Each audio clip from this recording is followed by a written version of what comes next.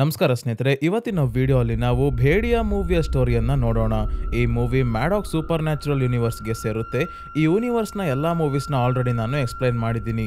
Description ಅಲ್ಲಿ ಸ್ನೇಹಿತರೆ link ಇದೆ, ನೋಡಿಲ್ಲ ಅನ್ನೋರು ಒಂದ್ಸಲ ಚೆಕ್ ಮಾಡಿ.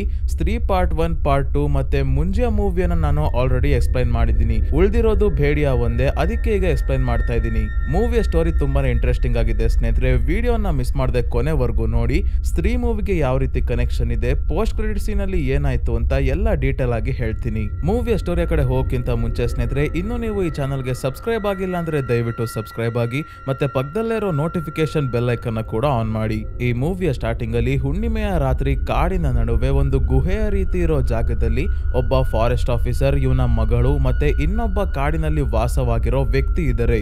ಈ ಫಾರೆಸ್ಟ್ ಆಫೀಸರ್ ತನ್ನ ಮಗಳಿಗೆ ತೋಳ ಮತ್ತೆ ಕುರಿಮರಿಗಳ ಕತೆ ಹೇಳ್ತಾ ಇದ್ದಾರೆ.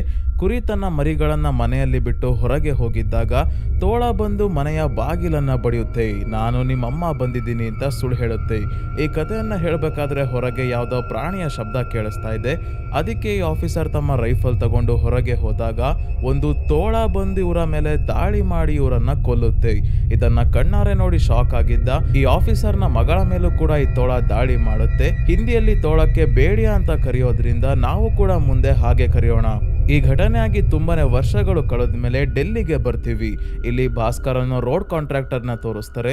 ಒಂದು ಕಂಪನಿಯವರು ಇವನಿಗೆ ಅರುಣಾಚಲ್ ಪ್ರದೇಶನ ಕಾಡಿನ ಮಧ್ಯದಲ್ಲಿ ಇರೋ ಝೀರೋ ಅನ್ನೋ ಹಳ್ಳಿಯಿಂದ ಸಿಟಿಗೆ ಕನೆಕ್ಟ್ ಆಗೋ ಹಾಗೆ ರಸ್ತೆ ನಿರ್ಮಿಸೋಕೆ ಕಾಂಟ್ರಾಕ್ಟ್ ಕೊಡ್ತಾ ಇದ್ದಾರೆ. ಆದ್ರೆ ಪ್ರಾಬ್ಲಮ್ ಏನಂದ್ರೆ ಕಾಡಿನಲ್ಲಿ ಬೆಳೆದಿರೋ ಜನರಿಗೆ ತಮ್ಮ ಭೂಮಿಯನ್ನ ರೋಡ್ ಮಾಡೋಕೆ ಕೊಡಿ ಅಂತ ಕನ್ವಿನ್ಸ್ ಮಾಡೋದು ತುಂಬಾನೇ ಕಷ್ಟ.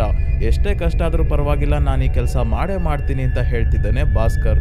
ಭಾಸ್ಕರ್ ಖುಷಿಯಾಗಿ ಮನೆಗೆ ಬಂದಾಗ ಇಲ್ಲಿ ಇವನ ಕಸಿನ್ ಜನಾರ್ದನ್ ಇದ್ದಾನೆ. ಸ್ತ್ರೀ ಮೂವಿ ನೋಡಿದ್ರೆ ಜನಾರ್ದನ್ ಯಾರು ಅಂತ ಗೊತ್ತೇ ಇರುತ್ತೆ. ಆ ಮೂವಿಯಲ್ಲಿ ಜನಾರ್ದನ್ ನ ಫ್ರೆಂಡ್ಸ್ ಇವನನ್ನ ಜನ ಅಂತ ಕರಿತಾ ಇರ್ತಾರೆ. ಮಧ್ಯಪ್ರದೇಶದಿಂದ ತನ್ನ ಕಸಿನ್ ಭಾಸ್ಕರ್ ಹತ್ರ ಡೆಲ್ಲಿಗೆ ಇವನ್ ಯಾಕೆ ಬಂದಿದ್ದಾನೆ ಅಂದ್ರೆ ಸ್ತ್ರೀನ ಕಾಟದಿಂದ. ಸ್ತ್ರೀ ಮೂವಿಯಲ್ಲಿ ಜನ ಅನ್ನ ಸ್ತ್ರೀ ಪೊಸೆಸ್ ಮಾಡ್ಕೊಂಡಾದ್ಮೇಲೆ ಇವನು ವಿಚಿತ್ರವಾಗಿ ಆಡೋಕೆ ಶುರು ಮಾಡಿರ್ತಾನೆ ಅಂತ ಡೆಲ್ಲಿಗೆ ಅವ್ರ ಅಮ್ಮ IAS ಓದೋಕೆ ಅಂತ ಕಳ್ಸಿರ್ತಾರೆ. ಆದ್ರೆ IAS ಓದೋಕು ಕೂಡ ಇವನ್ ಕೈಯಲ್ಲಿ ಆಗ್ತಿಲ್ಲ. ಸೊ ಈಗ ಭಾಸ್ಕರ್ ಮತ್ತೆ ಜನ ಇಬ್ರು ಲಗೇಜ್ ಪ್ಯಾಕ್ ಮಾಡ್ಕೊಂಡು ಸೀದಾ ಫ್ಲೈಟ್ ಅಲ್ಲಿ ಅರುಣಾಚಲ್ ಪ್ರದೇಶಕ್ಕೆ ಬಂದು ಲ್ಯಾಂಡ್ ಆಗ್ತಾರೆ. ಇಲ್ಲಿ ಇವರನ್ನ ಝೀರೋ ಹಳ್ಳಿಗೆ ಕರ್ಕೊಂಡು ಹೋಗೋಕೆ ಅಂತ ಭಾಸ್ಕರ್ ನ ಫ್ರೆಂಡ್ ಜೋಮಿನ್ ಬಂದಿದ್ದಾನೆ. ಜೋಮಿನ್ ಇವರನ್ನ ಕಾರಲ್ಲಿ ಝೀರೋಗೆ ಕರ್ಕೊಂಡ್ ಬರ್ತಾನೆ. ಇಲ್ಲಿಗೆ ಬರೋ ರೋಡ್ ಸ್ವಲ್ಪನೂ ಸರಿಯಾಗಿಲ್ಲ. ಬೆಟ್ಟ ಗುಡ್ಡ ಎಲ್ಲ ದಾಟ್ಕೊಂಡು ಕೆಸರು ತುಂಬಿರೋ ರೋಡ್ ಅಲ್ಲೆಲ್ಲ ಹಳ್ಳಿಗೆ ಬರ್ಬೇಕು. ಈ ಸಮಸ್ಯೆನ ಸರಿ ಮಾಡೋಕೆ ಭಾಸ್ಕರ್ ಕಾಡಿನ ಒಳಗಿಂದ ರೋಡ್ ಮಾಡೋಕೆ ಡಿಸೈಡ್ ಮಾಡಿದ್ದಾನೆ. ಭಾಸ್ಕರ್ ಮತ್ತೆ ಜನ ಹಳ್ಳಿಗೆ ಬಂದು ಜೋಮಿನ್ ವ್ಯವಸ್ಥೆ ಮಾಡಿರೋ ಮನೆಯಲ್ಲಿ ಸೆಟಲ್ ಆಗ್ಬೇಕಾದ್ರೆ ಇದ್ದಕ್ಕಿದ್ದಂಗೆ ಮನೆಯ ಒಳಗಿಂದ ಒಂದು ಬಾವಲಿ ಹೊರಗೆ ಹಾರೋದಾಗ ಇಲ್ಲಿಗೆ 100 ಬಾವಲಿಗಳು ಬಂದಿದ್ದವೆ. ಬರೀ ಬಾವಲಿಗಳು ಬಂದಿದ್ರೆ ಪರವಾಗಿಲ್ಲ, ಕಾಡಿನ ಒಳಗಿಂದ ಭೇಡಿಯಾ ಕೂಡ ನಿಂತ್ಕೊಂಡು ಇವರನ್ನೇ ನೋಡ್ತಾ ಇದೆ. ಮುಂದಿನ ದಿನ ಈ ಹಳ್ಳಿಯ ನಿವಾಸಿ ಆಗಿರೋ ಪಾಂಡಾ ಅನ್ನೋ ವ್ಯಕ್ತಿಯ ಸಹಾಯದಿಂದ ಇಲ್ಲಿನ ಅಧಿಕಾರಿಗಳನ್ನ ಮೀಟಿಂಗ್ ಗೆ ಸೇರಿಸಿ ರೋಡ್ ನ ಹೇಗ್ ಮಾಡೋದು ಅನ್ನೋದ್ರ ಬಗ್ಗೆ ಡಿಸ್ಕಸ್ ಮಾಡ್ತಾ ಇದ್ದಾರೆ. ಫಾರೆಸ್ಟ್ ಆಫೀಸರ್ಸ್ ಮತ್ತೆ ಬೇರೆ ಅಧಿಕಾರಿಗಳೆಲ್ಲ ಲಂಚದ ಆಸೆಗೆ ಈ ಪ್ರಾಜೆಕ್ಟ್ ಮಾಡೋಕೆ ಒಪ್ಕೊಂತಾರೆ. ಆದ್ರೆ ಇಂಜಿನಿಯರ್ ಹೇಳ್ತಾರೆ ಕಾಡಿನ ಬೌಂಡ್ರಿಯಲ್ಲಿ ರೋಡ್ ಮಾಡಬಹುದು, ಸುಮ್ನೆ ಮರಗಳನ್ನ ಕಡ್ದು ರೋಡ್ ಮಾಡೋದು ಸರಿ ಅಲ್ಲ. ಕಾಡಿನ ಜನರು ಇದಕ್ಕೆ ಒಪ್ಪೋದು ಇಲ್ಲ ಅಂದಾಗ ಕಾಡಿನ ಒಳಗಿಂದ ರೋಡ್ ಮಾಡಿದ್ರೆ ಕಡಿಮೆ ಖರ್ಚಾಗುತ್ತೆ, ಕಾಡಿನ ಜನರನ್ನ ಹೇಗಾದ್ರೂ ಮಾಡಿ ಒಪ್ಸಿದ್ರೆ ಆಯ್ತು. ಪರಿಸರದ ಬಗ್ಗೆ ಎಲ್ಲರೂ ಮಾತಾಡ್ತಾರೆ ಅಷ್ಟೇ, ಯಾರು ತಲೆ ಕೆಡ್ಸ್ಕೊಳಲ್ಲ. ಅದೇ ನಿಮ್ಮ ಹಳ್ಳಿಯಿಂದ ರೋಡ್ ಆದ್ರೆ ಇಲ್ಲಿ ತುಂಬಾನೇ ಡೆವಲಪ್ಮೆಂಟ್ ಆಗ್ತವೆ ಅಂತ ರೋಡ್ ಮಾಡೋಕೆ ಎಲ್ಲರನ್ನ ಒಪ್ಪಿಸ್ತಾನೆ ಭಾಸ್ಕರ್. ಹಿಂದೆನೆ ಮರ ಕಡಿಯೋ ಕೆಲಸ ಕೂಡ ಶುರು ಮಾಡ್ಕೊಂತಾರೆ. ನಂತರ ವಾಪಸ್ ಎಲ್ಲರೂ ಸಂಜೆ ಮನೆಗೆ ಹೋಗ್ಬೇಕಾದ್ರೆ ಪಾಂಡ ಹೇಳ್ತಾನೆ, ನಿಮಗೆ ಗೊತ್ತಿಲ್ಲ ಇಲ್ಲಿವರೆಗೂ ಕಾಡಿನ ಒಳಗಿಂದ ರೋಡ್ ಯಾಕೆ ಮಾಡಿಲ್ಲ ಅಂತ. ಯಾಕಂದ್ರೆ ಕಾಡಿನಲ್ಲಿ ವಿಷಾಣು ಇದೆ ಅಂತ ಹೇಳ್ತಾನೆ. ಅಂದ್ರೆ ರೋಗಾಣು ವೈರಾಣು ತರ ಇವನು ಕಾಡಿನಲ್ಲಿ ವಿಷಾಣು ಇದೆ ಅಂತ ಹೇಳ್ತಾ ಇದ್ದಾನೆ. ಅಂದ್ರೆ ಭೇಡಿಯಾ ಬಗ್ಗೆ ಇವನು ಮಾತಾಡ್ತಿದ್ದಾನೆ. ಪಾಂಡ ಹೇಳಿದ ವಿಷಯ ಕೇಳಿ ಇವರು ಕೂಡ ತಲೆ ಕೆಡ್ಸ್ಕೊಳಲ್ಲ. ನೀವು ಅದ್ರ ಬಗ್ಗೆ ಜಾಸ್ತಿ ತಲೆ ಕೆಡ್ಸ್ಕೋಬೇಡಿ, ಕಾಡಿನ ಜನರ ಜೊತೆ ಮೀಟಿಂಗ್ ಫಿಕ್ಸ್ ಮಾಡಿ ಸಾಕು, ನಾನು ಅವರನ್ನು ಒಪ್ಸ್ತೀನಿ ಅಂತ ಹೇಳ್ತಾ ಇದ್ದಾನೆ ಭಾಸ್ಕರ್. ಮೊದ್ಲೇ ಸ್ತ್ರೀನ ಎಕ್ಸ್ಪೀರಿಯನ್ಸ್ ಆಗಿರೋ ಜನ ಮಾತ್ರ ಸ್ವಲ್ಪ ಹೆದರ್ಕೊಂಡಿದ್ದಾನೆ. ನಂತರ ಪಾಂಡಾನ ಅವನ ಮನೆ ಹತ್ರ ಬಿಟ್ಟು ಇವ್ರು 3 ಜನ ತಮ್ಮ ಮನೆ ಹತ್ರ ಹೋಗ್ಬೇಕಾದ್ರೆ ಸಡನ್ ಆಗಿ ಇವರ ಗಾಡಿ ಮುಂದೆ ಮಿಥುನ್ ಬಂದ್ಬಿಡುತ್ತೆ. ಹಾಗಾಗಿ ಸಣ್ಣ ಆಕ್ಸಿಡೆಂಟ್ ಆಯ್ತು. ಮಿಥುನ್ ಯಾರೋ ವ್ಯಕ್ತಿ ಅಂತ ಅನ್ಕೋಬೇಡಿ ಸ್ನೇಹಿತರೆ, ಇಲ್ಲಿ ಬೈಸನ್ಗೆನೆ ಮಿಥುನ್ ಅಂತ ಕರೀತಾರೆ. ಸೊ ಬಾಡಿಗೆ ಏನು ಡ್ಯಾಮೇಜ್ ಆಗಿಲ್ಲ, ಆದ್ರೆ ಗಾಡಿಗೆ ಡ್ಯಾಮೇಜ್ ಆಗಿರೋದ್ರಿಂದ ರಿಪೇರ್ ಮಾಡ್ಬೇಕಾದ್ರೆ ಭಾಸ್ಕರ್ ನೇಚರ್ ಕಾಲ್ಗೆ ಅಂತ ಸೈಡ್ಗೆ ಹೋಗ್ತಾನೆ. ಆಗ ಕೆಂಪು ಕಣ್ಣಿನ ಭೇಡಿಯಾ ಇವನನ್ನ ಅಟ್ಟಾಡ್ಸ್ಕೊಂಡ್ ಬರೋಕೆ ಶುರು ಮಾಡುತ್ತೆ. ಭಾಸ್ಕರ್ ಕಿರ್ಚಾಡ್ಕೊಂಡು ಕಾಡಿನ ಒಳಗೆ ಓಡ್ ಹೋಗಿ ಸೈಡ್ಗೆ ವಾಲ್ಕೊಂಡಿರೋ ಮರ ಹತ್ಕೊಂತಾನೆ. ಆದ್ರೆ ಭೇಡಿಯಾ ಜಂಪ್ ಮಾಡಿ ಇವನ ಅಂಡಿಗೆ ಬಾಯ್ ಹಾಕುತ್ತೆ. ಸರಿಯಾದ ಸಮಯಕ್ಕೆ ಜೋಮಿನ್ ಮತ್ತೆ ಜನ ಬಂದು ಕಲ್ಲಲ್ಲಿ ಭೇಡಿಯಾಗೆ ಹೊಡೆದು ಓಡಿಸ್ತಾರೆ. ಈಗ ಬೇಸ್ ಮೇಲೆ ಗಾಯ ಜಾಸ್ತಿ ಆಗಿ ರಕ್ತ ಹೋಗ್ತಿರೋದ್ರಿಂದ ಜೋಮಿನ್ ಇವನನ್ನ ಹಾಸ್ಪಿಟಲ್ಗೆ ಕರ್ಕೊಂಡ್ ಬರ್ತಾನೆ. ವೆಟರ್ನರಿ ಹಾಸ್ಪಿಟಲ್ಗೆ. ಯಾಕೆ ಅಂದ್ರೆ ಇಲ್ಲಿ ಇವನ್ಗೆ ಪರಿಚಯ ಇರೋ ಡಾಕ್ಟರ್ ಅನಿಕಾ ಇದ್ದಾಳೆ. ಬೇರೆ ಕಡೆ ಹೋದ್ರೆ ಭಾಸ್ಕರ್ಗೆ ಕಾಡು ಪ್ರಾಣಿ ಕಚ್ಚಿದೆ ಅಂತ ಎಲ್ಲರೂ ಡಂಗುರ ಸಾರ್ಕೊಂಡ್ ಬಂದ್ಬಿಡ್ತಾರೆ ಅಂತ. ಸೊ ಡಾಕ್ಟರ್ ಅನಿಕಾ ಇವನ್ಗೆ ಟ್ರೀಟ್ಮೆಂಟ್ ಕೊಡೋಕೆ ಕರ್ಕೊಂಡ್ ಬಂದು ಇವಳೇ ಗಾಬರಿ ಆಗ್ಬಿಟ್ಟಿದ್ದಾಳೆ. ಇಷ್ಟು ದಿನ ಪ್ರಾಣಿಗಳಿಗೆ ಟ್ರೀಟ್ಮೆಂಟ್ ಕೊಡ್ತಿದ್ದೆ, ಈಗ ಮನುಷ್ಯರಿಗೆ ಬೇರೆ ಕೊಡ್ಬೇಕಾ ಅಂತ. ಜನ ಕೂಡ ಫುಲ್ ಟೆನ್ಷನ್ ಮಾಡ್ಕೊಂಡಿದ್ದಾನೆ. ಇದೇನ್ ಡಾಕ್ಟರ್ಗೆನೆ ಕಾನ್ಫಿಡೆನ್ಸ್ ಇಲ್ಲ, ಆಮೇಲೆ ಏನೇನೋ ಟ್ರೀಟ್ಮೆಂಟ್ ಕೊಟ್ರೆ ಏನ್ ಕತೆ ಅಂತ. ಕೊನೆಗೂ ಅನಿಕಾ ಒಂದು ಇಂಜೆಕ್ಷನ್ ಕೊಟ್ಟು ಕಳಿಸ್ತಾಳೆ, ಗಾಯ ಬೇಗ ವಾಸಿ ಆಗುತ್ತೆ ಅಂತ ಹೇಳಿ. ಮುಂದಿನ ದಿನ ಬೆಳಗ್ಗೆ ಭಾಸ್ಕರ್ ನಲ್ಲಿ ನಾವು ವಿಚಿತ್ರವಾದ ಬದಲಾವಣೆಗಳನ್ನೆಲ್ಲ ನೋಡ್ತೀವಿ. ದೂರದಲ್ಲಿ ಆಗ್ತಾ ಇರೋ ಶಬ್ದ ಎಲ್ಲ ಇವನ ಮುಂದೆನೆ ಆಗ್ತಿರೋ ರೀತಿ ಇವನ್ಗೆ ಕೇಳಿಸ್ತಾ ಇದೆ. ವಾಸನೆ ನೋಡೋ ಶಕ್ತಿ ಕೂಡ ಜಾಸ್ತಿ ಆಗಿದೆ. ಕಣ್ಣು ಮುಚ್ಕೊಂಡು ಬರೀ ನೊಣ ಹಾರಾಡ್ತಿರೋ ಶಬ್ದ ಕೇಳಿಸ್ಕೊಂಡೆ ಅದನ್ನ ಕೈಯಲ್ಲಿ ಹಿಡ್ಕೊಂತಾನೆ. ಜೊತೆಗೆ ಹಣ್ಣು ತರಕಾರಿ ಸಿಕ್ಕಿದ್ದೆಲ್ಲ ಪ್ರಾಣಿಗಳ ರೀತಿ ತಿನ್ನೋಕೆ ಶುರು ಮಾಡ್ಕೊಂಡಿದ್ದಾನೆ. ನಂತರ ಬಾತ್ರೂಮ್ ಅಲ್ಲಿ ಬ್ರಷ್ ಮಾಡ್ಬೇಕಾದ್ರೆ ತನ್ನ ಹಲ್ಲುಗಳು ಶಾರ್ಪ್ ಆಗಿರೋದನ್ನ ಗಮನಿಸ್ತಾನೆ. ಮತ್ತೆ ಬಾಡಿ ಪೂರ್ತಿ ನರಗಳೆಲ್ಲ ಎದ್ದು ಕಾಣಿಸೋದ್ರ ಜೊತೆಗೆ ಮಸಲ್ಸ್ ಎಲ್ಲ ಬಿಲ್ಡ್ ಆಗಿದೆ. ತನಗೆ ಏನ್ ಆಗ್ತಿದೆ ಅಂತಾನೆ ಭಾಸ್ಕರ್ಗೆ ಗೊತ್ತಾಗ್ತಿಲ್ಲ. ನೆಕ್ಸಿನಲ್ಲಿ ಪಾಂಡ ಕಾಡಿನ ಜನರನ್ನ ಮೀಟಿಂಗ್ ಗೆ ಒಂದ್ ಕಡೆ ಸೇರಿಸಿ ರೋಡ್ ಮಾಡ್ತಿರೋ ವಿಷಯ ಹೇಳ್ದಾಗ ಕತ್ತಿ ಎತ್ಕೊಂಡ್ ಬಂದು ಕೊಚ್ಚಾಕೋಕೆ ನೋಡ್ತಾರೆ. ಕಾಡಿನ ಜನರು ರೋಡ್ ಮಾಡೋಕೆ ಒಪ್ಕೊಂತಿಲ್ಲ. ಅದಕ್ಕೆ ಭಾಸ್ಕರ್ ಪಾಂಡಾಗೆ ಹಳ್ಳಿಯಲ್ಲಿರೋ ಯುವಕರನ್ನ ಮೀಟಿಂಗ್ ಗೆ ಕರೀರಿ, ಅವರು ನಾವ್ ಏನ್ ಹೇಳ್ತಿದೀವಿ ಅಂತ ಅರ್ಥ ಮಾಡ್ಕೊಂತಾರೆ ಅಂದಾಗ ಪಾಂಡ ಹೋಗಿ ಎಲ್ಲರನ್ನ ಕರ್ಕೊಂಡ್ ಬರ್ತಾನೆ. ಈ ಬಾರಿ ಭಾಸ್ಕರ್ ನಿಮ್ ಹಳ್ಳಿಗೆ ಏರ್ಪೋರ್ಟ್ ಬರುತ್ತೆ. ದೊಡ್ಡ ದೊಡ್ಡ ಕಂಪನಿ ಇಂಡಸ್ಟ್ರೀಸ್ ಎಲ್ಲ ಕಟ್ಟೋಕೆ ಹೊರಗಿನವರು ಇಲ್ಲಿಗೆ ಬರ್ಬೇಕು ಅಂದ್ರೆ ಕಾಡಲ್ಲಿರೋ ಮರಗಳನ್ನ ಕಟ್ ಮಾಡಿ ರೋಡ್ ಮಾಡಬೇಕು. ಕಾಡಿದ್ರೆ ನಿಮ್ಗೆ ಏನೋ ಪ್ರಯೋಜನ ಇಲ್ಲ, ಅದೇ ರೋಡ್ ಇದ್ರೆ ನಿಮ್ ಹಳ್ಳಿಯಲ್ಲಿ ಒಳ್ಳೆ ಡೆವಲಪ್ಮೆಂಟ್ ಕೆಲಸಗಳಾಗ್ತವೆ ಅಂತ ಇವರೆಲ್ಲರನ್ನ ಕನ್ವಿನ್ಸ್ ಮಾಡ್ತಾನೆ. ಮತ್ತೆ ನಿಮ್ ಪೇರೆಂಟ್ಸ್ ಗೆ ಅರ್ಥ ಮಾಡಿಸಿ ಅಂತ ಹೇಳಿ ಕಳಿಸ್ತಾರೆ. ಇದೇ ಸಮಯಕ್ಕೆ ಭಾಸ್ಕರ್ಗೆ ದೂರದಲ್ಲಿರೋ ಜನರು ಮಾತಾಡ್ತಿರೋದೆಲ್ಲ ಇವನ್ಗೆ ಜೋರಾಗಿ ಕೇಳಿಸ್ತಾ ಇದೆ. ಮತ್ತೆ ಸಡನ್ ಆಗಿ ಹೊಟ್ಟೆ ನೋವು ಕೂಡ ಶುರು ಆಯ್ತು. ಅದಕ್ಕೆ ಪಾಂಡೆ ಇವನನ್ನ 120 ವರ್ಷ ವಯಸ್ಸಾಗಿರೋ ಓಜಾ ಡಾಕ್ಟರ್ ಹತ್ರ ಕರ್ಕೊಂಡ್ ಬರ್ತಾನೆ. ಒಳ್ಳೆ ಆಯುರ್ವೇದಿಕ್ ಟ್ರೀಟ್ಮೆಂಟ್ ಕೊಟ್ರೆ ಸರಿ ಹೋಗ್ತಾನೆ ಅಂತ. ಆದ್ರೆ ಇವರು ಭಾಸ್ಕರ್ನ ಚೆಕ್ ಮಾಡಿ ಇದ್ದಕ್ಕಿದ್ದಂಗೆ ನೀರಿನ ಒಳಗೆ ಇವನ ತಲೆ ಅದುತ್ತಾರೆ. ಈಗ ಇವನಿಗೆ ನೀರಿನ ಒಳಗೆ ಭೇಡಿಯ ಕಾಣಿಸ್ಕೊಳ್ಳುತ್ತೆ. ಅದಕ್ಕೆ ಭಾಸ್ಕರ್ ಹೆದರ್ಕೊಂಡು ಇಲ್ಲಿಂದ ಓಡೋದ. ಆದ್ರೆ ಓಜಾ ಅವರಿಗೆ ಗೊತ್ತಾಯ್ತು ಇವನು ಭೇಡಿಯ ಕೈಯಲ್ಲಿ ಕಚ್ಚಿಸ್ಕೊಂಡಿರೋದ್ರಿಂದ ಸ್ಲೋ ಆಗಿ ಭೇಡಿಯ ಆಗಿ ಬದಲಾಗ್ತಾ ಇದ್ದಾನೆ ಅಂತ. ನಂತರ ಡಾಕ್ಟರ್ ಅನಿಕಾ ಹತ್ರ ಭಾಸ್ಕರ್ ಬಂದಾಗ ಇವನ ಅಂಡ್ ಮೇಲೆ ಆಗಿದ್ದ ಗಾಯ ಪೂರ್ತಿ ಒಂದೇ ದಿನದಲ್ಲಿ ವಾಸಿ ಆಗೋಗಿದೆ. ಇದು ಹೇಗ್ ಸಾಧ್ಯ ಅಂತ ಅನಿಕಾಗೂ ಕೂಡ ಗೊತ್ತಾಗ್ತಿಲ್ಲ. ಜೊತೆಗೆ ಇವನ ಹಾರ್ಟ್ ಬೀಟ್ ಕೂಡ ತುಂಬಾನೇ ಜಾಸ್ತಿ ಆಗಿದೆ. ಅನಿಕಾ ಹೇಳ್ತಾಳೆ, ಕಾಡಿನ ಜನರಿಗೆ ನೀನು ಯಾವ್ದೋ ಪ್ರಾಣಿಯಿಂದ ಕಚ್ಚಿಸ್ಕೊಂಡಿದ್ಯಾ ಅಂತ ಗೊತ್ತಾದ್ರೆ ತುಂಬಾನೇ ಪ್ರಾಬ್ಲಮ್ ಆಗುತ್ತೆ. ಇಲ್ಲಿ ಭೇಡಿಯ ಅನ್ನೋ ಪ್ರಾಣಿ ಕಾಡಲ್ಲಿ ಇದೆ ಅಂತ ಜನ ನಂಬಿದ್ದಾರೆ ಅಂತ ಹೇಳಿ ಕೆಲವೊಂದು ಮೆಡಿಸಿನ್ಸ್ ನ ಕೊಟ್ಟು ಕಳಿಸ್ತಾಳೆ. ನೆಕ್ಸಿನಲ್ಲಿ ಹಳ್ಳಿಯವರೆಲ್ಲ ಸೇರ್ಕೊಂಡು ಇಲ್ಲಿ ಮ್ಯೂಸಿಕ್ ಫೆಸ್ಟಿವಲ್ ಮಾಡ್ತಾ ಇದ್ದಾರೆ. ಇದೇ ಜಾಗದಲ್ಲಿ ಮರ ಕಟ್ ಮಾಡೋ ಕಾಂಟ್ರಾಕ್ಟರ್ ಪ್ರಕಾಶ್ ಪ್ರಾಪರ್ಟಿ ಪೇಪರ್ಸ್ ಮೇಲೆ ಸೈನ್ ಹಾಕಿಸ್ಕೊಂಡು ಅವರ ಜಾಗವನ್ನ ರೋಡ್ ಮಾಡೋಕೆ ಕೊಂಡ್ಕೊಂತಾ ಇದ್ದಾರೆ. ಆಮೇಲೆ ಪ್ರಕಾಶ್ ಖುಷಿಯಾಗಿ ಕಾಡಿನಲ್ಲಿರೋ ತನ್ನ ಟೆಂಟ್ ಗೆ ಬಂದಾಗ ಹೊರಗೆ ವಿಚಿತ್ರವಾದ ಪ್ರಾಣಿಗಳ ಶಬ್ದ ಎಲ್ಲ ಕೇಳಿಸ್ತಾ ಇದೆ. ಏನ್ ಶಬ್ದ ಅಂತ ನೋಡೋಕೆ ಬಂದ್ರೆ ಭೇಡಿಯ ಇವನ ಮೇಲೆ ದಾಳಿ ಮಾಡಿ ದೇಹ ಪೂರ್ತಿ ಕಚ್ಚಿ ಪರ್ಚಿ ಹೋಗುತ್ತೆ. ಹಾಗಿದ್ರು ಕೂಡ ಇನ್ನೂ ಪ್ರಕಾಶ್ ಬದುಕಿರೋದ್ರಿಂದ ಬೆಳಗ್ಗೆ ಇವನನ್ನ ನೋಡಿದ ಜನರು ಹಾಸ್ಪಿಟಲ್ಗೆ ಸೇರಿಸ್ತಾರೆ. ಪ್ರಕಾಶ್ ಮೇಲೆ ಯಾವ್ದೋ ಕಾಡಿನ ಪ್ರಾಣಿ ದಾಳಿ ಮಾಡಿದೆ ಅಂತ ಜನರು ಅನ್ಕೊಂಡಿದ್ದಾರೆ. ಆದ್ರೆ ಭಾಸ್ಕರ್ಗೆ ಪ್ರಾಪರ್ಟಿ ಪೇಪರ್ಸ್ ದೇ ಚಿಂತೆ. ಹಾಗಾಗಿ ಪ್ರಕಾಶ್ಗೆ ಪ್ರಜ್ಞೆ ಬರ್ತಿದ್ದಂಗೆ ಪೇಪರ್ಸ್ ಇಸ್ಕೊಳ್ಳೋಣ ಅಂತ ಅನ್ಕೊಂತಾನೆ. ಆದ್ರೆ ನಿನ್ನೆ ರಾತ್ರಿ ಭೇಡಿಯ ದಾಳಿ ಮಾಡಿದಾಗ್ಲೇ ಪೇಪರ್ಸ್ ಕೂಡ ನದಿಯಲ್ಲಿ ತೇಲ್ಕೊಂಡು ಹೋಗಿದ್ದಾವೆ. ನಂತರ ಪೊಲೀಸರು ಭಾಸ್ಕರ್ನ ಪೊಲೀಸ್ ಸ್ಟೇಷನ್ಗೆ ಕರ್ಕೊಂಡ್ ಬರ್ತಾರೆ. ಯಾಕೆಂದ್ರೆ ಪ್ರಕಾಶ್ಗೆ ಭೇಡಿಯ ಅಟ್ಯಾಕ್ ಮಾಡಿದ ಜಾಗದಲ್ಲಿ ಭಾಸ್ಕರ್ನ ಜಾಕೆಟ್ ಸಿಕ್ಕಿದೆ ಅಂತ. ಆದ್ರೆ ಭಾಸ್ಕರ್ ಅದನ್ನ ನಾನೇ ಪ್ರಕಾಶ್ಗೆ ಗಿಫ್ಟ್ ಕೊಟ್ಟಿದ್ದೆ ಅಂತ ಸುಳ್ಳು ಹೇಳ್ಬಿಡ್ತಾನೆ. ಇದೇ ಸಮಯಕ್ಕೆ ಪಾಂಡ ಬಂದು ನಾನು ಭೇಡಿಯನ್ನ ನೋಡ್ದೆ, ಮತ್ತೆ ಅದು ವಾಪಸ್ ಬಂದಿದೆ. ಯಾರೊಬ್ಬ ವ್ಯಕ್ತಿ 2 ಕಾಲ್ ಮೇಲೆ ನಡ್ಕೊಂಡ್ ಬರ್ತಿದ್ದವನು ಇದ್ದಕ್ಕಿದ್ದಂಗೆ ತೋಳ ತರ ಕೈನೂ ಕೂಡ ಕಾಲ್ ತರ ನೆಲಕ್ಕೆ ಊರಿ ಓಡೋಕೆ ಶುರು ಮಾಡ್ದ. ಆಮೇಲೆ ಪ್ರಕಾಶ್ನ ಭೇಡಿಯ ಕಚ್ಚಿದ್ದು ನಾನೇ ಕಣ್ಣಾರೆ ನೋಡ್ದೆ ಅಂತ ಹೇಳ್ತಾನೆ. ಇದರಿಂದ ಭಾಸ್ಕರ್ ಏನು ಮಾಡಿಲ್ಲ ಅಂತ ಪೊಲೀಸ್ ಅವರು ಇವನ್ನ ಬಿಟ್ ಕಳಿಸ್ತಾರೆ. ಇವರು ವಾಪಸ್ ಮನೆಗೆ ಬರ್ಬೇಕಾದ್ರೆ ಭಾಸ್ಕರ್ಗೆ ರಕ್ತದ ವಾಂತಿ ಆಗೋಕೆ ಶುರು ಆಯ್ತು. ಹಾಗಾಗಿ ಮತ್ತೆ ಇವನನ್ನ ಜೋಮಿನ್ ಮತ್ತೆ ಜನ ಅನಿಕಾ ಹತ್ರ ಕರ್ಕೊಂಡ್ ಬರ್ತಾರೆ. ಅನಿಕಾ ಹೇಳ್ತಾಳೆ, ಸರಿಯಾಗಿ ನಿನ್ನೆ ರಾತ್ರಿ ಹಸಿ ಮಾಂಸ ತಿಂದಿರೋ ಹಾಗಿದ್ಯಾ, ಅದಕ್ಕೆ ಇದೆಲ್ಲ ಆಗ್ತಿರೋದು ಅಂತ. ಆದ್ರೆ ಏನ್ ತಿಂದಿದ್ದೆ ಅಂತ ಇವನ್ಗೆ ಸರಿಯಾಗಿ ನೆನ್ಪಿರಲ್ಲ. ಅದಕ್ಕೆ ಮತ್ತೆ ಇವನಿಗೆ ಇನ್ನೊಂದು ಇಂಜೆಕ್ಷನ್ ಕೊಡ್ತಾಳೆ. ಭಾಸ್ಕರ್ ಇಂಜೆಕ್ಷನ್ ಬೇಡ ಅಂದ್ರೂ ಕೇಳಲ್ಲ. ಅದಕ್ಕೆ ಕೋಪದಲ್ಲಿ ಜನ ಮತ್ತೆ ಜೋಮಿನ್ ಕೂತಿದ್ದ ಬೆಡ್ ನ ಮೇಲೆತ್ಬಿಡ್ತಾನೆ. ಮತ್ತೆ ಕಣ್ಣಿನ ಬಣ್ಣ ಕೂಡ ಚೇಂಜ್ ಆಗುತ್ತೆ. ಹಾಗಾಗಿ ಜನ ಮತ್ತೆ ಜೋಮಿನ್ ಇಬ್ರು ಅನ್ಕೊಂತಾರೆ ಇವನ್ಗೆ ರೇಬಿಸ್ ಬಂದ್ಬಿಟ್ಟಿದೆ, ಅದಕ್ಕೆ ಹಿಂಗ ಆಡ್ತಾವನೆ. ಹೇಗಾದ್ರೂ ಆಗ್ಲಿ ಒಂದ್ಸಲ ಮಲ ಪರೀಕ್ಷೆ ಮಾಡಿಸ್ಬೇಕು ಅಂತ ಭಾಸ್ಕರ್ ಕಕ್ಕ ಮಾಡೋಕೆ ಹೋಗಿದ್ದಾಗ ಕಮೋಡ್ಗೆ ಕನೆಕ್ಟ್ ಆಗಿರೋ ಪೈಪ್ ಕುಯ್ದು ಬಕೆಟ್ ಒಳಗೆ ಅವನ ಮಲವನ್ನ ಹಿಡ್ಕೊಂಡು ಹಾಸ್ಪಿಟಲ್ಗೆ ಬರ್ತಾರೆ. ಇವರು ಮಲ ಪರೀಕ್ಷೆ ಮಾಡೋಕೆ ಒಂದಿನ ಟೈಮ್ ಬೇಕು, ನಾಳೆ ಬನ್ನಿ ಅಂತ ಕಳಿಸ್ತಾರೆ. ಇವ್ರು ಹೋಗಿ ಆದ್ಮೇಲೆ ಹಿಂದೆನೆ ಭಾಸ್ಕರ್ ಹಾಸ್ಪಿಟಲ್ಗೆ ಬರ್ತಾನೆ. ಭೇಡಿಯ ಕೈಯಲ್ಲಿ ಕಚ್ಚಿಸ್ಕೊಂಡಿರೋ ಪ್ರಕಾಶ್ನ ಮೀಟ್ ಮಾಡೋಕೆ. ಇಲ್ಲಿ ಪ್ರಕಾಶ್ನ ಬಾಡಿ ಪೂರ್ತಿ ಬಗಲಾಗಿದೆ. ಏನ್ ಮಾಡೋದೀಗ, ಪೇಪರ್ಸ್ ಕತೆ ಏನಾಯ್ತು ಅಂತ ಭಾಸ್ಕರ್ ಭಾಸ್ಕರ್ ಯೋಚನೆ ಮಾಡ್ಬೇಕಾದ್ರೆ ಪ್ರಕಾಶ್ಗೆ ಎಚ್ಚರಿಕೆ ಆಯ್ತು. ಇವನ್ ಎದ್ಬಂದು ಹೇಳ್ತಾ ಇದ್ದಾನೆ, ನಾನು ನಿಂತರ ಭೇಡಿಯ ಆಗಿದ್ದೀನಿ, ನೀನು ನಮ್ಮ ಅಣ್ಣ ಇದ್ದಂಗೆ, ಈಗ ಸಾಲಾಗಿ ಒಬ್ಬೊಬ್ರನ್ನೇ ಕಚ್ಕೊಂಡು ಹೋಗೋಣ, ಎಲ್ಲರನ್ನ ಸಾಯಿಸೋಣ ಅಂತ ಹೇಳ್ಬೇಕಾದ್ರೆ ಇಲ್ಲಿಗೆ ಡಾಕ್ಟರ್ ಮತ್ತೆ ಒಬ್ರು ಫಾರೆಸ್ಟ್ ಆಫೀಸರ್ ಬರ್ತಾರೆ. ಸೊ ಈಗ ನಮ್ಗೆ ಗೊತ್ತಾಯ್ತು ಸ್ನೇಹಿತರೆ, ಇಷ್ಟೊತ್ತು ನೋಡಿದ್ದೆಲ್ಲ ಭಾಸ್ಕರ್ನ ಭ್ರಮೆ. ಪ್ರಕಾಶ್ ಬೆಡ್ ಮೇಲೆ ಮಲಗಿದಾನೆ, ಎದ್ ಬಂದೇ ಇಲ್ಲ. ಆದ್ರೆ ಪ್ರಕಾಶ್ನ ಹೀಗೆ ಬಿಟ್ರೆ ಖಂಡಿತ ಭೇಡಿಯ ಆಗೋದಂತೂ ನಿಜ. ಈ ವಿಷಯ ಡಾಕ್ಟರ್ಗೆ ಗೊತ್ತಾಗಿ ಇವನ ಗಾಯ ಬೇಗ ವಾಸಿ ಆಗ್ತಿದೆ, ಇವನ ಮೇಲೆ ಭೇಡಿಯಾನೇ ದಾಳಿ ಮಾಡಿರೋದು, ನೆಕ್ಸ್ಟ್ ಇವನು ಕೂಡ ಭೇಡಿಯಾಗಿ ಬದಲಾಗ್ತಾನೆ ಅಂತ ಯಾರಿಗೂ ಕಾಣ್ದಂಗೆ ಸೈಲೆಂಟ್ ಆಗಿ ಪ್ರಕಾಶ್ನ ಎತ್ಕೊಂಡು ಹೋಗಿ ಜೀವಂತವಾಗಿನೇ ಸುಟ್ಟಾಕ್ಬಿಡ್ತಾರೆ. ಇದನ್ನ ಭಾಸ್ಕರ್ ಮಾತ್ರ ನೋಡ್ತಾನೆ. ಮುಂದಿನ ದಿನ ಪ್ರಕಾಶ್ ಈಗ ಸಾವನ್ನಪ್ಪಿರೋದ್ರಿಂದ ಭಾಸ್ಕರ್ ಮರ ಕಟ್ ಮಾಡೋ ಕಾಂಟ್ರಾಕ್ಟ್ ಇಂಜಿನಿಯರ್ಗೆ ಕೊಡ್ತಾನೆ. ಮೊದ್ಲು ಇವನು ನಾಟಕ ಆಡ್ತಿದ್ದ ಮರ ಕಟ್ ಮಾಡೋದು ಸರಿಯಲ್ಲ ಅಂತ, ಆದ್ರೆ ಈಗ ದುಡ್ಡಿನ ಆಸೆಗೆ ಮರ ಕಟ್ ಮಾಡೋಕು ರೆಡಿ ಆಗಿದ್ದಾನೆ. ನೆಕ್ಸ್ಟಿನಲ್ಲಿ ಮಲ ಪರೀಕ್ಷೆಯ ರಿಪೋರ್ಟ್ ಬಂದಿದೆ. ಇದು ಮನುಷ್ಯರ ಮಲ ಅಲ್ವೇ ಅಲ್ಲ, ಯಾವುದೋ ಪ್ರಾಣಿದು ಅಂತ ರಿಪೋರ್ಟ್ ಅಲ್ಲಿ ಇದೆ. ಜನಾಗೆ ಈಗ ಕನ್ಫರ್ಮ್ ಆಗಿದೆ ಭಾಸ್ಕರೇ ಪ್ರಕಾಶ್ನ ತಿಂದಿರೋದು ಅಂತ. ಆದ್ರೆ ಭಾಸ್ಕರ್ ಬೇಡಿಯಾಗಿ ಏನ್ ಮಾಡ್ತಿದ್ದನೋ ಅದೇನೋ ಅವನಿಗೆ ನೆನ್ಪೇ ಇರಲ್ಲ. ಈಗ ಅನಿಕಾ, ಜೋಮಿನ್ ಮತ್ತೆ ಜನ ಒಂದು ಹೋಟೆಲ್ ಅಲ್ಲಿ ಕೂತಿದ್ದಾಗ ಪಾಂಡ ಇಲ್ಲಿಗೆ ಬರ್ತಾನೆ. ಭೇಡಿಯ ಬಗ್ಗೆ ಜನ ಪಾಂಡಗೆ ಕೇಳಿದಾಗ ಇವನು ಹೇಳ್ತಾನೆ, ಕಾಡನ್ನ ಯಾರು ಕಡಿಯೋಕೆ ಬರ್ತಾರೋ ಅವರಿಗೆ ಭೇಡಿಯ ಕಚ್ಚುತ್ತೆ, ಆಮೇಲೆ ಕಚ್ಚಿಸ್ಕೊಂಡ ವ್ಯಕ್ತಿ ಕೂಡ ಭೇಡಿಯ ಆಗ್ತಾನೆ ಅಂತ. ಆದ್ರೆ ಅನಿಕಾ ಇದನ್ನೆಲ್ಲ ನಂಬಲ್ಲ.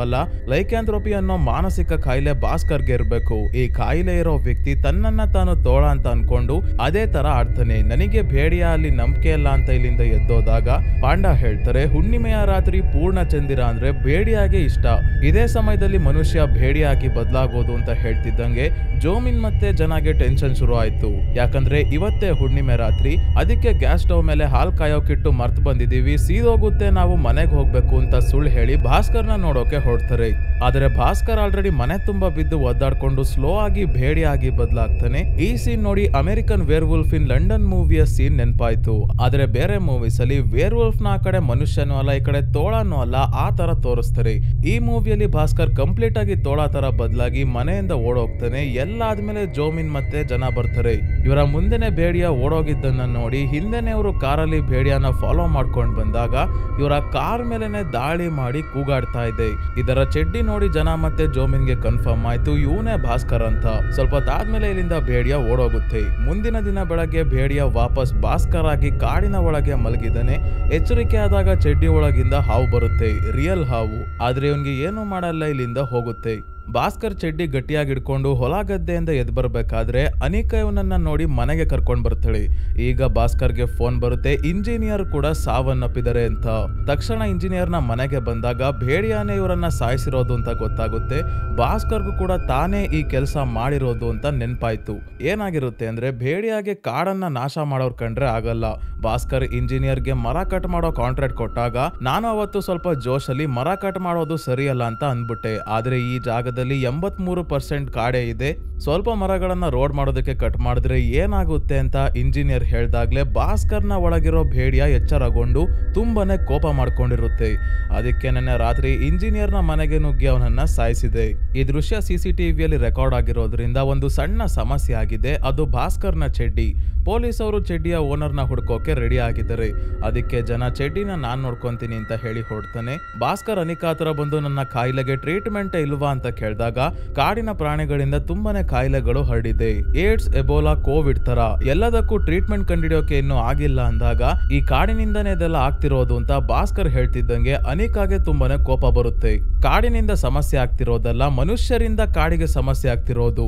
ಪರಿಸರಕ್ಕೆ ತನ್ನದೇ ಆದ ಬ್ಯಾಲೆನ್ಸ್ ಅನ್ನೋದು ಇರುತ್ತೆ. ನಿಮ್ಮಂತವ್ರು ಮರ ಗಿಡಗಳನ್ನೆಲ್ಲ ನಾಶ ಮಾಡಿ ಕಾಡಿನ ಒಳಗೆ ನುಗ್ತಾ ಇದ್ದೀರಾ, ಹೀಗೆ ಆಗ್ತಿದ್ರೆ ಮುಂದೆ ಉಸಿರಾಡೋಕೆ ಶುದ್ಧವಾಗಿರೋ ಗಾಳಿ ಇರಲ್ಲ ಅಂತ ಹೇಳ್ತಾಳೆ. ಇವತ್ ರಾತ್ರಿ ಭಾಸ್ಕರ್, ಜನ ಮತ್ತೆ ಜೋಮಿನ್ ಭೇಡಿಯ ಬಗ್ಗೆ ಮಾತಾಡ್ಬೇಕಾದ್ರೆ ಪಾಂಡ ಇವರ ಮಾತನ್ನ ಕೇಳಿಸ್ಕೊಂಡ್ಬಿಡ್ತಾನೆ. ಇದರಿಂದ ಭಾಸ್ಕರ್ರೆ ಭೇಡಿಯ ಅಂತ ಇವನ್ಗೂ ಗೊತ್ತಾಯ್ತು.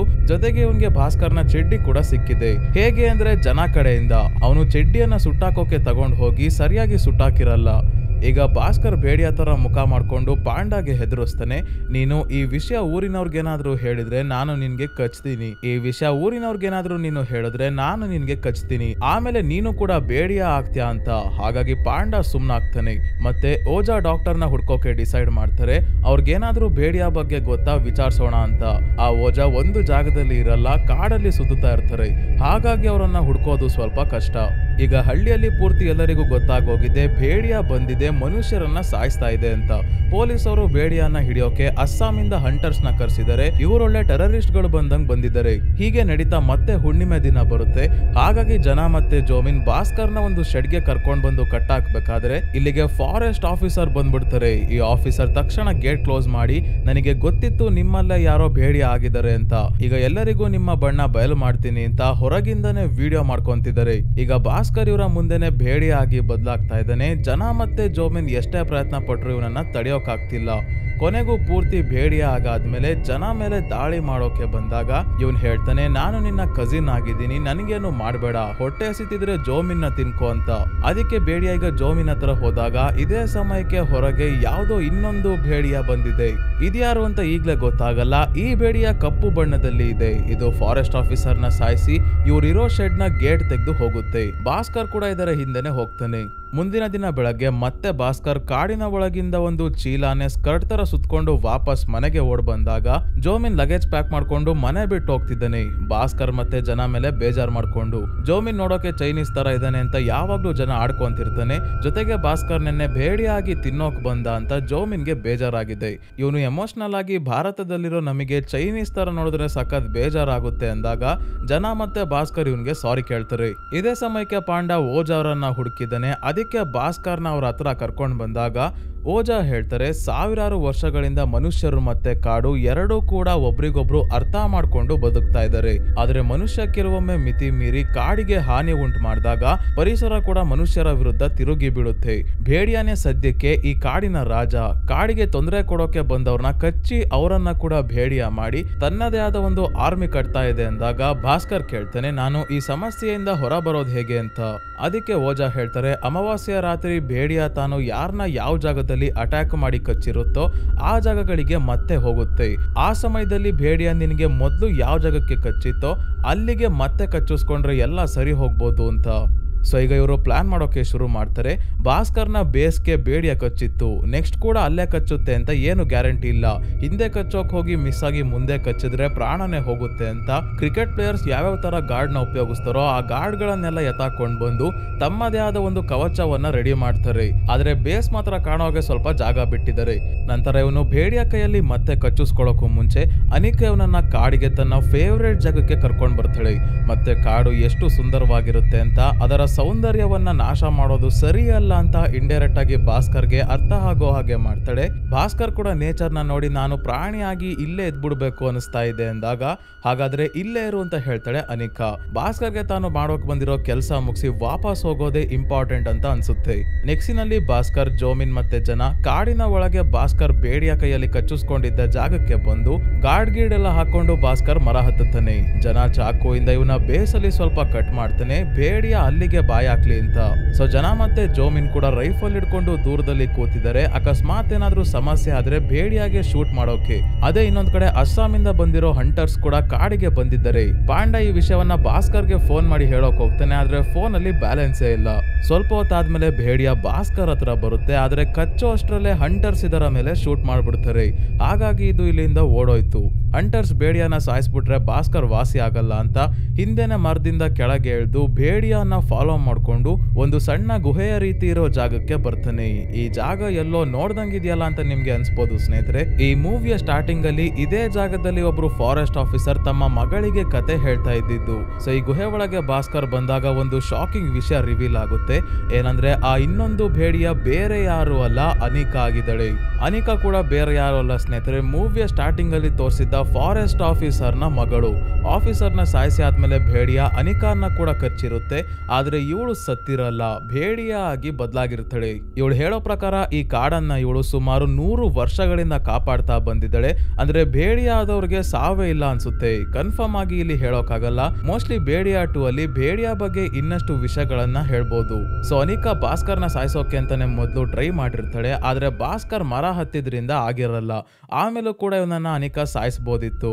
ಆದ್ರೆ ಇವಳು ಇವನನ್ನ ಬದಲಾಗೋ ಹಾಗೆ ಮಾಡೋಕೆ ಟ್ರೈ ಮಾಡ್ತಾಳೆ. ಕಾಡು ಏನು ಅಂತ ಅರ್ಥ ಮಾಡ್ಸೋಕೆ ನೋಡ್ತಾಳೆ. ಕೊನೆಗೂ ಇವನು ಬದಲಾಗಲ್ಲ ಅಂತ ಗೊತ್ತಾಗಿ ಸಾಯಿಸೋಕೆ ಮನ್ಸಾಗದೆ ವಾಪಸ್ ಇವನಿಗೆ ಕಚ್ಚಿ ಮನುಷ್ಯ ಮಾಡಿ ಕಳ್ಸೋಣ ಅಂತ ಅನ್ಕೊಂಡು ಈಗ ಬಂದಿರ್ತಾಳೆ. ಬೇಡಿಯ ಜಾಸ್ತಿ ವರ್ಷ ಒಂದೇ ಕಾಡಿನಲ್ಲಿ ಇರಲ್ಲ, ಬೇರೆ ಕಾಡಿಗೆ ಹೋಗ್ಬೇಕು. ಅದಕ್ಕೆ ಈ ಕಾಡನ್ನ ಕಾಯೋಕೆ ಭಾಸ್ಕರ್ನ ರೆಡಿ ಮಾಡ್ಬೇಕು ಅಂತ ಅನ್ಕೊಂಡಿದ್ಲು. ಆದ್ರೆ ಭಾಸ್ಕರ್ ಕಾಡನ್ನ ಕಾಯೋದಿರ್ಲಿ, ಬೇಡಿ ಆಗೋಕೆ ರೆಡಿ ಆಗಿರಲ್ಲ. ಈಗ ಇಲ್ಲಿಗೆ ಜನ, ಜೋಮಿನ್ ಮತ್ತೆ ಪಾಂಡ ಬಂದಾಗ ಅನಿಕಾ ಮತ್ತೆ ಬೇಡಿಯಾಗಿ ಬದಲಾಗಿ ಇಲ್ಲಿಂದ ಹೊರಗೆ ಹೋಗ್ತಾಳೆ. ಆದ್ರೆ ಸರಿಯಾದ ಸಮಯಕ್ಕೆ ಹಂಟರ್ಸ್ ಬಂದು ಬಲೆ ಹಾಕಿ ಅನಿಕಾನ ಹಿಡ್ಕೊಂಡ್ ಬಂದು ಒಂದು ಕೇಜ್ ಅಲ್ಲಿ ಕೂಡಾಕ್ತಾರೆ. ಭಾಸ್ಕರ್ ಅನಿಕಾ ಬಗ್ಗೆ ಎಲ್ಲ ವಿಷಯವನ್ನ ಜನ, ಜೋಮಿನ್ ಮತ್ತೆ ಪಾಂಡಾಗೆ ಹೇಳಿದಾಗ ಇವ್ರಿಗೆ ಅರಿವಾಗುತ್ತೆ ಬೇಡಿಯ ಸುಮ್ನೆ ಎಲ್ಲರಿಗೂ ತೊಂದರೆ ಕೊಡ್ತಾ ಇಲ್ಲ, ತನ್ನ ಕಾಡನ್ನ ಕಾಪಾಡ್ಕೊಂತಾ ಇದೆ ಅಷ್ಟೇ ಅಂತ. ಅದಕ್ಕೆ ಭಾಸ್ಕರ್ ಈಗ ಬೇಡಿಯ ಆಗಿ ಅನಿಕಾನ್ನ ಕಾಪಾಡೋಕೆ ಡಿಸೈಡ್ ಮಾಡ್ತಾನೆ. ಆದ್ರೆ ಬೇಡಿಯ ಆಗೋಕೆ ಆಗ್ತಿಲ್ಲ. ಅನಿಕಾ ತರ ಯಾವಾಗ ಬೇಕೋ ಅವಾಗ ಬೇಡಿಯ ಆಗೋ ಟೆಕ್ನಿಕ್ ಇನ್ನು ಇವನು ಕಲ್ತಿಲ್ಲ. ಪಾಂಡ ಹೇಳ್ತಾರೆ, ಈ ಕಾಡು ಈಗ ನಿಂದು, ಕಾಡಿಗೆ ಒಂದ್ ರೀತಿ ನೀನು ಕನೆಕ್ಟ್ ಆಗೋಗಿದ್ಯಾ, ನಿನ್ನೊಳಗಿರೋ ಕಾಡು ಪ್ರಾಣಿಯನ್ನ ಎಚ್ಚರಗೊಳಿಸು ಅಂದಾಗ ಒಂದ್ ರೀತಿ ಇಡೀ ಕಾಡನ್ನೇ ತಾನು ಕಂಟ್ರೋಲ್ ಮಾಡ್ತಿರೋ ಹಾಗೆ ಭಾಸ್ಕರ್ ಫೀಲ್ ಮಾಡ್ತಾನೆ. ಈಗ ತಕ್ಷಣ ಇವನು ಬೇಡಿಯ ಆಗಿ ಬದಲಾಗ್ತಾನೆ. ಭಾಸ್ಕರ್ ಕಾಡನ್ನ ಕಂಟ್ರೋಲ್ ಮಾಡೋ ಶಕ್ತಿ ಕಂಡಿಡ್ಕೊಂಡಿರೋದ್ರಿಂದ ಅನಿಕಾ ತರ ಬರ್ಬೇಕಾದ್ರೆ ಬಾಹುಬಲಿಗಳನ್ನ ತನ್ನ ಜೊತೆ ಕರ್ಕೊಂಡ್ ಬಂದು ಹಂಟರ್ಸ್ ಮೇಲೆ ದಾಳಿ ಮಾಡಿಸ್ತಾನೆ. ಜೊತೆಗೆ ತಾನು ಕೂಡ ಎಲ್ಲರ ಜೊತೆ ಫೈಟ್ ಮಾಡಿ ಹಂಟರ್ಸ್ ನ ಅಟ್ಟಾಡ್ಸ್ಕೊಂಡು ಹೋಗಿ ಸಾಯಿಸೋಕೆ ಶುರು ಮಾಡ್ತಾನೆ. ಹೀಗೆ ದಾಳಿ ಮಾಡ್ಬೇಕಾದ್ರೆ ಮಿಸ್ ಆಗಿ ಇವನ ಕಾಲು ಕಟ್ ಮಾಡಿರೋ ಮರಗಳ ನಡುವೆ ಸಿಗಾಕೊಂಡಾಗ ಒಬ್ಬ ಹಂಟರ್ ಕತ್ತಿಯಿಂದ ಇವನನ್ನ ಸಾಯಿಸೋಕೆ ಬರ್ತಾನೆ. ಸರಿಯಾದ ಸಮಯಕ್ಕೆ ಓಜಾ ಅವರು ಬಂದು ಅನಿಕಾ ಇರೋ ಕೇಜ್ ನ ಓಪನ್ ಮಾಡ್ಬಿಡ್ತಾರೆ. ಈಗ ಇಬ್ರು ಸೇರ್ಕೊಂಡು ಹಂಟರ್ಸ್ ಜೊತೆ ಫೈಟ್ ಮಾಡ್ಬೇಕಾದ್ರೆ ಅನಿಕಾಗೆ ಒಬ್ಬ ಹಂಟರ್ ಕತ್ತಿಯಿಂದ ಗಾಯಗೊಳಿಸ್ತಾನೆ. ಆದ್ರೂ ಹೇಗೋ ಮಾಡಿ ಎಲ್ಲರನ್ನ ಸಾಯಿಸಿದ್ಮೇಲೆ ಉಳಿಯೋದು ಇಬ್ರು ಮಾತ್ರ. ಇವರಿಬ್ರನ್ನ ಕೂಡ ಸಾಯಿಸೋಕೆ ಬಂದಾಗ ಓಜಾ ಇವರ ಮುಂದೆ ಬಂದು ಕೈ ಮುಗ್ದು ಮಂಡಿ ಊರಿ ಕುತ್ಕೊಂಡು ಗೌರವ ಕೊಡ್ತಾರೆ. ಹಳ್ಳಿಯ ಜನರಿಗೆಲ್ಲ ಈ ಭೇಡಿಯಾಗಳು ಮನುಷ್ಯರನ್ನ ಸಾಯಿಸೋಕೆ ಬಂದಿರೋದಲ್ಲ, ತಾವು ಬದುಕ್ತಾ ಇರೋ ಕಾಡನ್ನ ರಕ್ಷಿಸ್ತಾ ಇರೋದು ಅಂತ ತೋರಿಸಿದಾಗ ಎಲ್ಲರೂ ಭೇಡಿಯಾಗಳಿಗೆ ಕೈ ಮುಗಿತಾರೆ.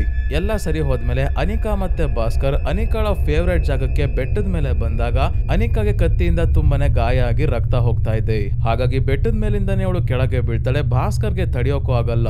ಅನಿಕಾ ಇಲ್ಲಿ ಸಾಯ್ತಾಳೆ ಇಲ್ವೋ ಕನ್ಫರ್ಮ್ ಆಗಲ್ಲ, ಯಾಕಂದ್ರೆ ಭಾಸ್ಕರ್ ಈಗ ಕಾಡನ್ನ ರಕ್ಷಿಸೋಕೆ ರೆಡಿ ಆಗಿದ್ದಾನೆ ಅಂತ. ಮೋಸ್ಟ್ಲಿ ಅವಳು ಬೇರೆ ಕಾಡನ್ನ ರಕ್ಷಿಸೋಕೆ ಹೋಗಿರ್ಬೋದು, ಯಾಕಂದ್ರೆ ನೂರಾರು ವರ್ಷಗಳಿಂದ ಅನಿಕಾ ಬದುಕಿದಾಳೆ ಅಂದ್ರೆ ಇವಳಿಗೆ ಸಾವು ಅಷ್ಟು ಈಸಿಯಾಗಿ ಬರಲ್ಲ. ಹೀಲಿಂಗ್ ಪವರ್ಸ್ ತುಂಬಾನೇ ಜಾಸ್ತಿ ಇರ್ಬೋದು ಅಂತ ನಾನು ಅನ್ಕೊಂಡಿದೀನಿ. ನೋಡೋಣ ಬೇಡಿಯಾ 2 ಅಲ್ಲಿ ಏನಾಗುತ್ತೆ ಅಂತ. ಈಗ 6 ತಿಂಗಳ ನಂತರ ಭಾಸ್ಕರ್ ಕಾಡಿನ ಸುತ್ತ ರೋಡ್ ಮಾಡ್ತಿದ್ದಾನೆ. ಕಾಡಿನ ಒಳಗಿಂದ ಅಲ್ಲ, ಜೊತೆಗೆ ಪರಿಸರ ನಾಶ ಆಗೋದಕ್ಕೆ ಕಾರಣ ಆದ ತನಗೆ ಕಾಂಟ್ರಾಕ್ಟ್ ಕೊಟ್ಟಿದ್ದ ಕಂಪನಿ ಓನರ್ನ ಕೂಡ ಭಾಸ್ಕರ್ ಬೇಡಿಯಾ ಆಗಿ ಸಾಯಿಸಿದಾನೆ. ಹೀಗೆ ನಡಿಬೇಕಾದರೆ ಒಂದಿನ ಭಾಸ್ಕರ್ ಹುಣ್ಣಿಮೆಯ ರಾತ್ರಿ ಬೇಡಿಯಾ ಆಗ್ತಾನೆ ಅಂತ ಮೊದ್ಲೇ ಒಂದು ಶೆಡ್ ತರ ಇರೋ ರೂಮ್ ಅಲ್ಲಿ ಇವನ್ಗೆ ಚೈನ್ ಹಾಕಿ ಕಟ್ಟಾಕಿ ತಿನ್ನೋದಕ್ಕೆ ಹಂದಿ ಮಾಂಸ ಕೊಡ್ತಾನೆ ಜನ. ಇದೇ ಸಮಯಕ್ಕೆ ಜನನ ಹುಡ್ಕೊಂಡು ಸ್ತ್ರೀ ಮೂವಿಯಿಂದ ವಿಕಿ ಮತ್ತೆ ಬಿಟ್ಟು ಬರ್ತಾರೆ. ಯಾಕೆ ಅಂತ ಸ್ತ್ರೀ ಪಾರ್ಟ್ 2 ಮೂವಿ ಎಕ್ಸ್ಪ್ಲೈನ್ ಮಾಡ್ಬೇಕಾದ್ರೆ ಹೇಳಿದೀನಿ. ಬಿಟ್ಟು ಮತ್ತೆ ವಿಕಿ ಜನನ ವಾಪಸ್ ಚಂದೇರಿಗೆ ಕರ್ಕೊಂಡು ಹೋಗೋಕೆ ಬಂದಿದ್ದಾರೆ, ಸ್ತ್ರೀಯನ್ನ ಹುಡ್ಕೋಕೋಸ್ಕರ.